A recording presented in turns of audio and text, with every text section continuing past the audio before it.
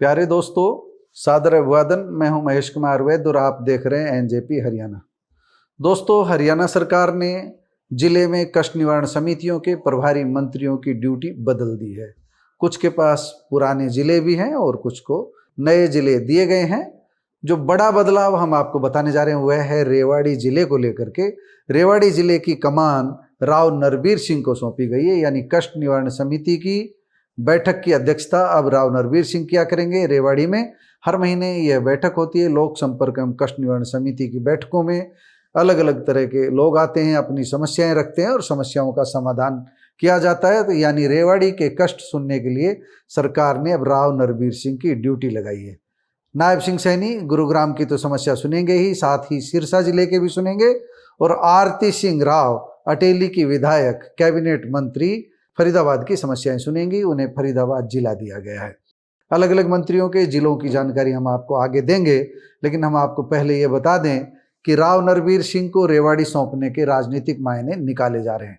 चर्चा है कि राव नरबीर सिंह को जानबूझ करके शक्ति संतुलन बनाने के लिए, बैलेंस बनाने के लिए रेवाड़ी जिला सौंपा गया है, क्योंकि रेवाड़ी जिला एक तरह से राव इंद्रजीत सिंह का गढ़ माना जाता है। राव इंद्रजीत सिंह और राव नरबीर सिंह के बीच 36 का आंकड़ा है। राजनीतिक रूप से बेशक दोनों एक ही पार्टी में, लेकिन दोनों के बीच हमेशा टकराव ही रहा है। ये अलग बात है कि राव नरबीर सिंह से जब बातें की जाती है तो वे आदर के साथ ये स्वीकार कर लेते हैं कि राव इंद्रजीत सिंह मुझसे बड़े हैं, पद में बड़े हैं, ओहदे में बड़े हैं, सब चीज़ों में बड़े हैं। वह ये बात स्वीकार भी कर लेते हैं। लेकिन बड़े को मात देने के लिए राव नरबीर सिंह जब भी उनको दाव लगता है वो दाव अपना चल देते हैं, और कुछ कहना होता है तो वह कह भी देते हैं। तो ये सहमात का खेल लंबे समय से, वर्षों से चला आ रहा है। अब रेवाड़ी की कष्ट निवारण समिति की कमान सौंपी है तो चर्चा ये चल रही है कि राव इंद्रजीत सिंह के गढ़ में राव नरबीर सिंह को लगाया गया है। यह भी चर्चा चलती है कि राव नरबीर सिंह को भारतीय जनता पार्टी लोकसभा के लिए तैयार कर रही है।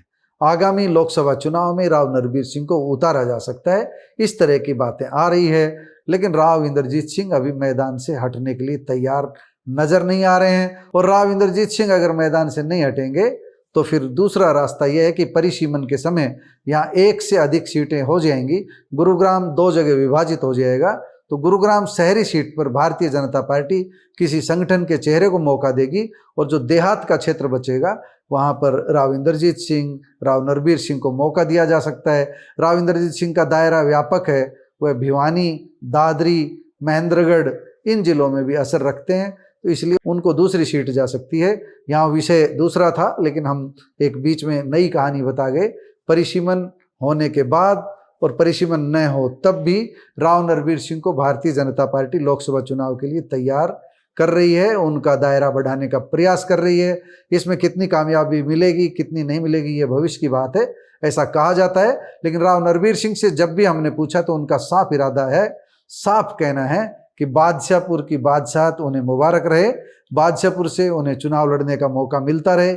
यही बड़ी बात है, उनकी लोकसभा चुनाव लड़ने की कोई महत्वाकांक्षा नहीं, ये बार बार बता चुके हैं। चलिए, बात कष्ट निवारण समिति की चल रही थी तो हम एक बार बता दें किस मंत्री को किस जिले की जिम्मेदारी मिली है।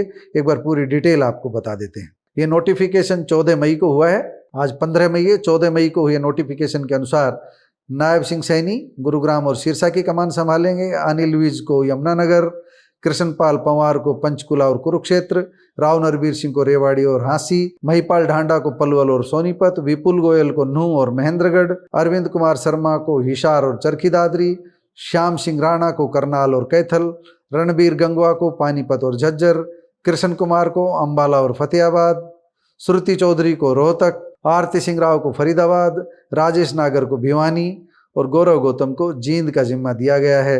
श्रुति चौधरी को रोहतक भेजा गया है। आप समझ सकते हैं, रोहतक भूपेंद्र सिंह हुड्डा का गढ़ है, तो श्रुति चौधरी वहाँ की कमान संभालेगी। दोस्तों, ये थी कष्ट निवारण समिति के नए प्रभारी मंत्रियों की जानकारी। दोस्तों, आप इन नियुक्तियों को लेकर क्या सोचते हैं, कमेंट बॉक्स में जाकर बताइएगा जरूर। राव नरबीर सिंह को लेकर के जो राजनीतिक एंगल निकल कर सामने आ रहा है उसे लेकर अपनी राय जरूर दीजिएगा। नमस्कार, धन्यवाद।